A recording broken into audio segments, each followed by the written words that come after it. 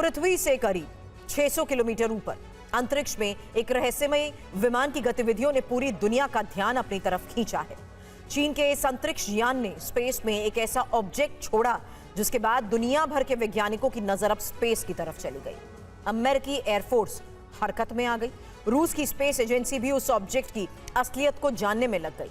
किसी ने कहा वो सैटेलाइट है तो किसी ने कहा कि सेंसर है, लेकिन जब उसकी विस्फोटक सच्चाई सामने आई तो हर कोई सन्न रह गया। एक अलग तरह के महायुद्ध की सुगबुगाहट तेज हो गई है। सवाल उठने लगे कि कहीं ऐसा तो नहीं कि अंतरिक्ष को युद्ध का मैदान बनाने की तैयारी चल रही है। क्या धरती के बाद अब महायुद्ध की तैयारी आसमान में हो रही है? और क्या है चीन का स्पेस में छोड़ा गया वो रहस्यमय ऑब्जेक्ट? जवाब इस रिपोर्ट में। दरअसल 22 जून 2026 को न्यूजीलैंड में लगे एक शक्तिशाली रडार ने पृथ्वी की कक्षा में एक अजीब सी गतिविधि दर्ज की। उस रडार को एक ऐसी वस्तु दिखाई दी जिसका कोई रिकॉर्ड पहले मौजूद नहीं था। ना तो ये कोई सैटेलाइट थी, ना ये किसी सैटेलाइट का मलबा था। ये बिल्कुल नया ऑब्जेक्ट था जो इससे पहले स्पेस में नहीं देखा गया था। इस ऑब्जेक्ट के दिखने के बाद डेटा खंगाला गया, पुरानी फाइलें देखी गई और फिर जो नतीजा सामने आया उसने पूरी दुनिया को चौंका दिया। ये चीन का सबसे रहस्यमयी स्पेसक्राफ्ट है। ना इसकी असली तस्वीर दुनिया के पास है, ना इसकी असली क्षमता का अंदाजा किसी को है, ना ही चीन इसके किसी मिशन के बारे में कुछ बताता है। ये एक ऐसा विमान है जो रॉकेट के जरिए अंतरिक्ष में भेजा जाता है और मिशन पूरा होने के बाद सामान्य विमान की तरह रनवे पर उतर आता है। इस रहस्यमय विमान ने पहली उड़ान 2020 में भरी। अपने दूसरे मिशन में ये करीब 276 दिन अंतरिक्ष में रहा। तीसरे मिशन में 9 महीने तक ऑर्बिट में चक्कर लगाता रहा और अब ये अपने चौथे मिशन पर है।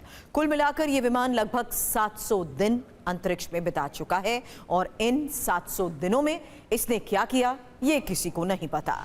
यानी अगर किसी देश की सैटेलाइट्स खत्म कर दी जाएं तो उसकी सेना अचानक अंधी और बहरी हो जाएगी।